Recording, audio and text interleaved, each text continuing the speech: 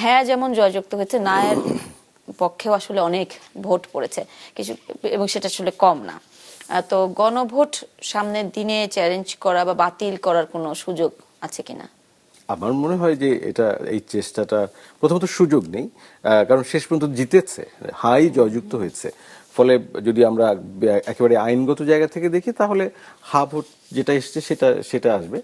এখন এই গণভোটের যে প্রসঙ্গগুলো, যে বিষয়গুলো, সেই বিষয়গুলো নিয়ে আসলে আলোচনার সুযোগ আছে এখনো এখনো আলোচনার সুযোগ আছে। কারণ যেমন ধরা যাক আপনার তত্ত্বাবধায়ক সরকারের ফরমেশন, ফরমেশন, এখন এই ফরমেশনটা নিয়ে তো কারো কোনো আপত্তি নেই, কিন্তু কে কিভাবে কে যাবে, কে কি না, হবে সেটা নিয়ে প্রথমেই আপত্তি আসলে আছে। তৈরিটা কিভাবে হবে রাইট, ওইটা নিয়ে আপত্তি আছে, যে সেই ওই কমিটিটা নিয়ে আপত্তি আছে যে কারা করবে। কারা করবে। হ্যাঁ, তাহলে সেই আপত্তিটা তো বড় আপত্তি না, সেই আপত্তি তো ঠিক আছে, সেই আপত্তিটা নেগোশিয়েটেড হতে পারে, সেটা নিয়ে কথা বলতে পারে, এবং পরিষদ সেই কাজটা করতে পারে। সেটা সেটা সংসদে নিয়ে সেটা আলোচনা হতে পারে।